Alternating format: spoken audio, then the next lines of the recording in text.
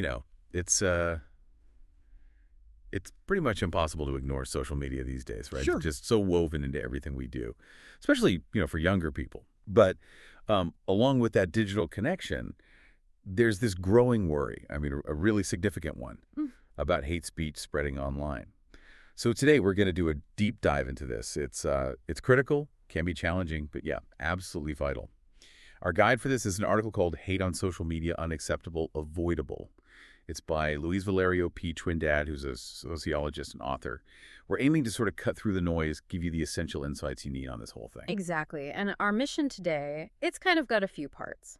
We'll start by nailing down what hate speech actually is, like a clear definition. Then look at how it's linked, really undeniably linked, to the explosion of social media. After that, we'll dig into the psychology a bit. Why do people do this? And then, yeah, the real world effects, which are serious. And crucially, what we can do about it. Because, like the source says, this isn't normal. It's not something we just have to accept. Okay, right. Let's unpack that first bit then.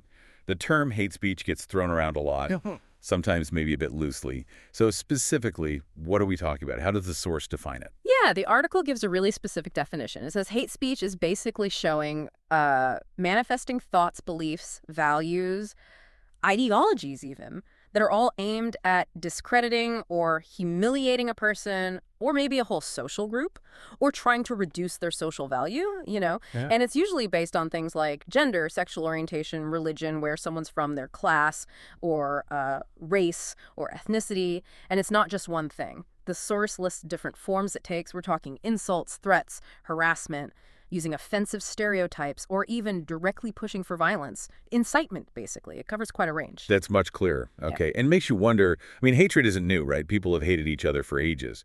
So did social media actually create this problem, or did it just give it a much bigger platform? Right. And this is where the author's research gets really interesting. He makes it super clear. Hatred existed long before social media, obviously. But what happened was digital tech just expanded at this incredible, unprecedented rate. And hate speech just tagged along for the ride. It grew right alongside it, became way more visible. There's this study the author did back in 2018. It's pretty striking. He looked at 506 editions of international newspapers and magazines from 1993 all the way to 2018. And get this, between 1990 and 2011, the actual term hate speech only showed up in about 7.4% of those articles. Just over 7%. But the rest, that huge chunk, 92.6%, that all happened between 2012 and 2018. Wow, 92.6% just in those last 6 years of the study. That's Yeah. staggering. And 2012, didn't the biggest social media platform hit like 1 billion users then? Exactly. That's the connection the author makes. That milestone, 1 billion monthly active users on the biggest platform, happened in 2012. It shows this really clear correlation. More users, more platform growth, and bam, this intensification of intolerance, of hate speech. Okay, so the platforms got huge, the hate speech became way more visible, but what about the people posting it? What's driving them? What does the source say about the psychology behind it? Well, the core psychological driver, according to the article, seems to be this feeling of superiority. And that feeling triggers this perception that they actually have the right to offend anyone they see as lesser or different. It gives them a sense of power. And that leads to wanting to express indifference, prejudice, Yeah. basically, to lash out. And what's fascinating here, the author points out this pattern is pretty much identical across really different places. We're talking Italy, Brazil, the US, England, Portugal. Yep. It shows the phenomenon itself, and what triggers it is quite similar globally. It's not just one culture's problem. The universality is, Yeah.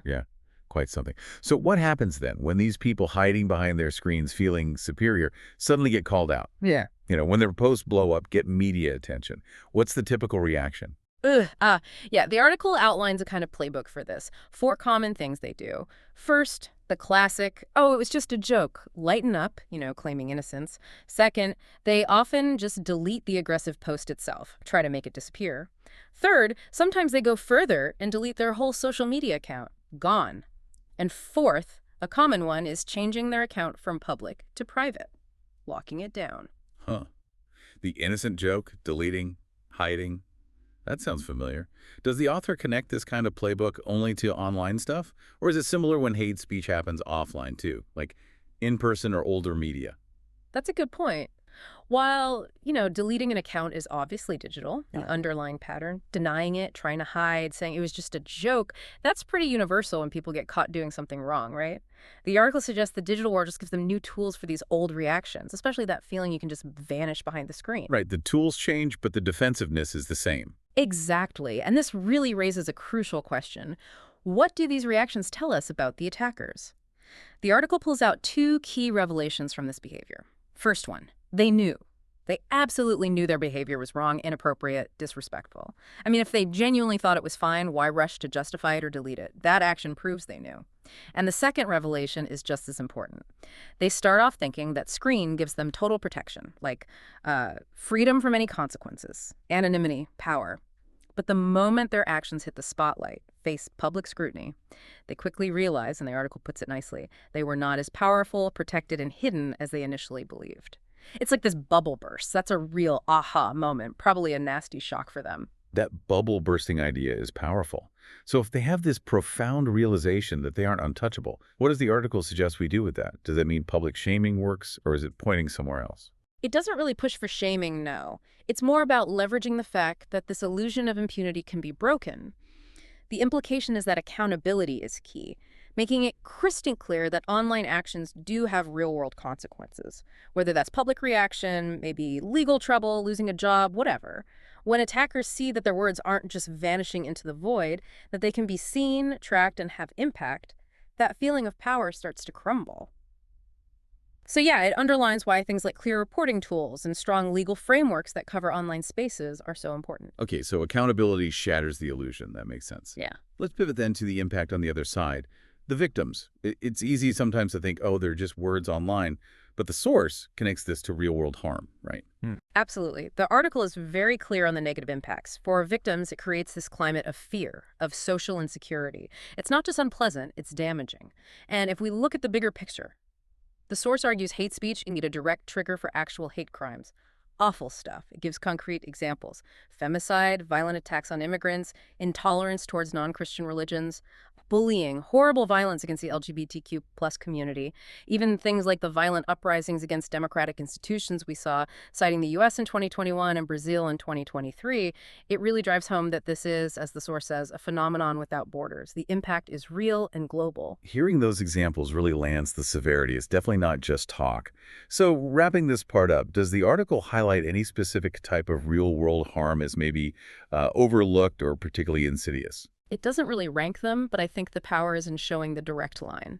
From online words to physical violence and societal damage. It forces us to see it not as separate things, but as a continuum. That online climate of fear enables the offline violence. That connection is maybe the most crucial and sometimes underestimated point it makes. So yeah, to kind of pull it all together from our deep dive, hate speech on social media, it's clearly widespread. It's dangerous. But it does follow these patterns we've talked about, and its impacts are profoundly real. And the bottom line from the source is clear. It's unacceptable, and it is avoidable. We don't have to live with it. Right. And a key part of avoiding it, the article stresses, is opening up the conversation, isn't it? Yeah. We need that public debate. And it can't just be like tech companies figuring it out alone. It needs everyone involved, lawmakers, faith leaders, academics, human rights groups, NGOs, educators, the whole spectrum. Precisely. Because, in the end, just fighting the incidents as they pop up, that's not enough. The really crucial takeaway, the thing the source leaves us with to really chew on, is this need for a profound change in mentality. We as a society need to stop treating this whole issue like it's just normal or acceptable or somehow inevitable, like bad weather. Maybe think about that. How much do we, even subconsciously, accept it as just part of the internet? Challenging that perception within ourselves and in public discussion. That's probably the real first step towards making a difference.